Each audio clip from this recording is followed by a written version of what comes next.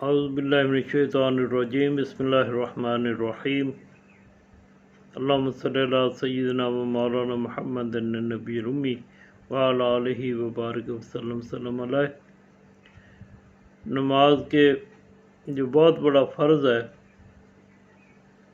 اس کے اوپر بات کر رہے ہیں۔ پہلی قسط میں ہم نے اس کی قرآن پاک سنت مبارکہ سے اس کی فرضیت اور اس کی جو سمجھو اس کے اوپر جو جزا ہے اللہ تعالیٰ کی طرف سے حضرت کی نسبت سے ان کا بیان ہوا۔ ابھی بات کریں گے جو نماز چھوڑ دیتا ہے اس کے اوپر کیا سزا ہے۔ فرمایا نماز اسلام کا بنیادی ستون اور امتیازی عمل ہے جو ایک مومن کو کافر سے ممتاز کرتا ہے۔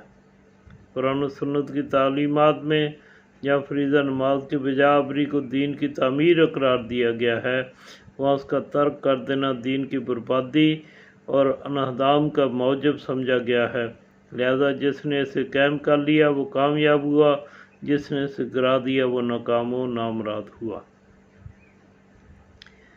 قرآن پاک میں وعید ہے، فرمایا وہ کہیں گے ہم نماز پڑھنے والوں میں سے نہ تھے۔ سورہ مدثر میں جو جہنمی ہوں گے ان سے جنتی سوال کریں گے وہ تم ادھر کیوں چلے گئے؟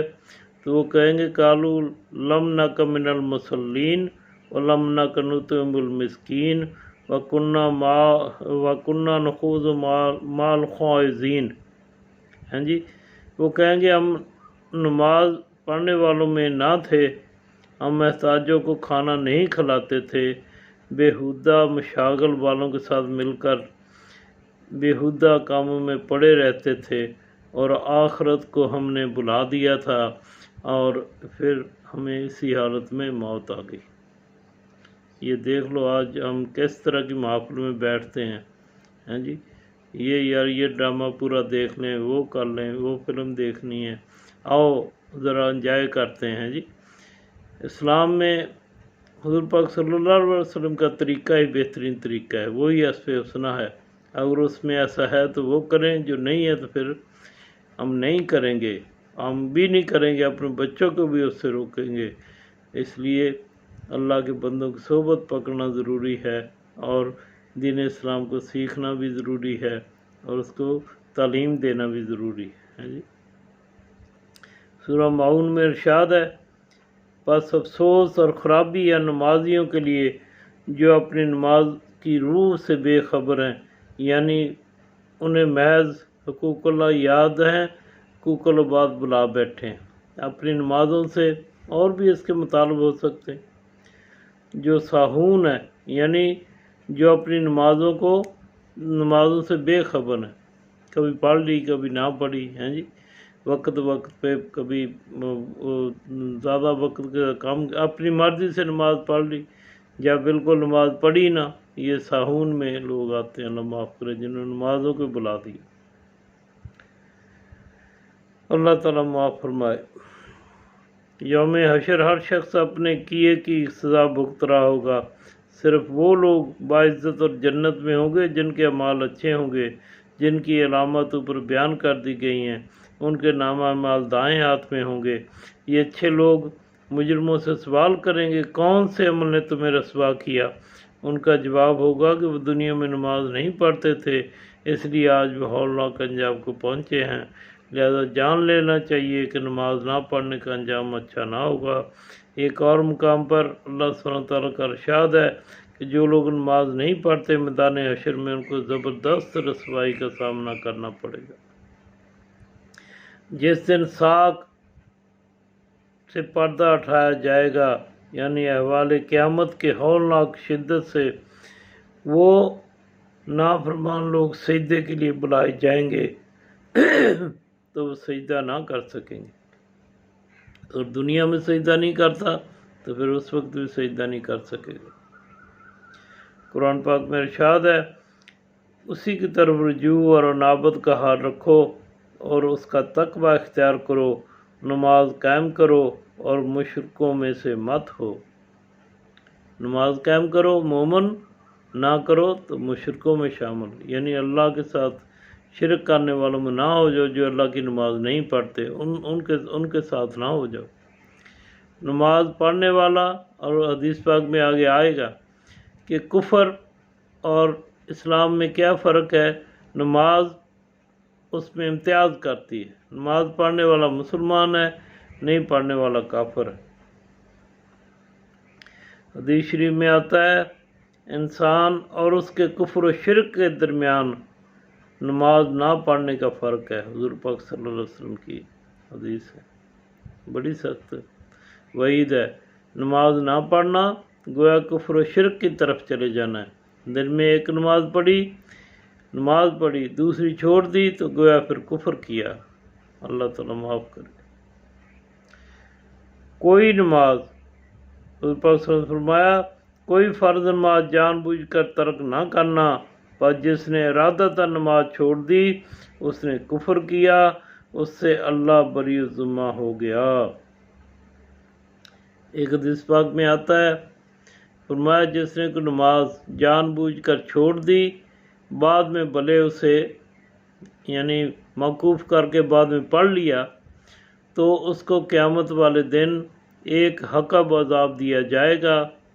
ایک حقب کتنا بڑا ہوتا ہے؟ فرمایا 80 سال کا ہوتا ہے، اور 80 سال وہ قیامت والے 80 سال ہیں، جس کا ایک دن دنیا کے 1000 سال کے برابر ہے۔ آپ اندازہ کرو۔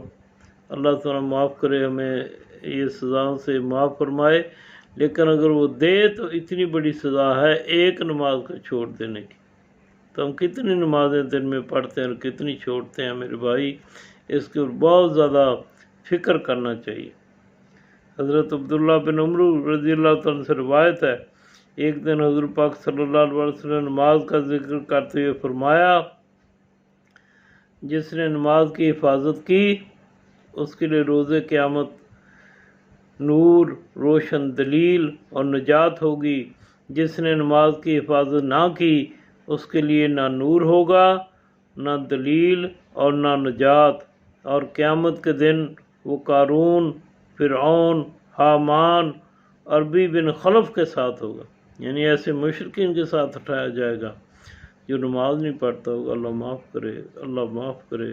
بہت زیادہ تائب ہونے کی ضرورت ہے، اور جو پچھلی نہیں پڑھی اس کے اللہ سے توبہ کریں، آئندہ سے ہر نماز 5 نماز وقت کے اوپر کوشش کریں کہ جماعت کے ساتھ ادائیگی کا اہتمام کریں میرے بھائی۔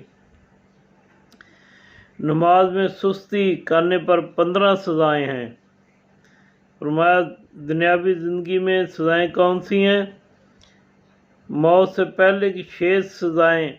ایسے شخص کو صالح نہیں کہا جا سکتا، اس کی زندگی سے برکت اٹھا لی جاتی ہے، اس کی روزی میں بھی برکت نہیں ہوتی، اس کی کوئی نیکی قبول نہیں کی جاتی، اس کی دعا قبول نہیں کی جاتی، نیک حضرات کی دعاؤں میں اس کے لیے حصہ نہیں ہوتا۔ موت کے وقت کی سزائیں، ایسا شخص پیاسا مرے گا، اس کے حلق میں 7 دریا بھی انڈیل دیے جائیں تو وہ اس کی پیاس کو نہیں بجھا سکیں گے۔ استغفر اللہ۔ اچانک مر جائے گا، دنیا کی لکڑیوں، مٹی اور پتھروں کو اس کی گردن اور دونوں کندھوں پر لاد دیا جاتا ہے موت کے وقت۔ قبر کی سزائیں، اس پر قبر تنگ کر دی جاتی ہے، قبر میں گھپ اندھیرا ہوتا ہے، منکر نکیر کے سوالات کے جواب دینے سے لاجواب رہتا ہے۔ آخری زندگی میں، اخروی میں کیا سزائیں ہیں؟ اس حالت میں اللہ تعالیٰ سے ملاقات کرے گا کہ وہ اس پر غضبناک ہوگا، اس سے حساب لیا جائے گا، اللہ تعالیٰ کے سامنے سے واپس ہو کر سیدھا جہنم میں جائے گا۔ یہ الگ بات ہے کہ اللہ کسی مسئلے کے تحت اسے معاف فرما دے۔ وما علینا البلاغ۔ اس کے بعد ہم خشوع نماز کی بات کریں گے، پھر اس کے بعد نماز پڑھنے کا طریقہ سنت میں کیا ہے، آپ کے طریقے پر۔ آپ فرمایا ایسے نماز پڑھو جیسے میں پڑھتا ہوں، تو وہ اس کے اوپر بھی پھر انشاءاللہ بات کریں گے. وما علینا الا البلاغ. السلام علیکم.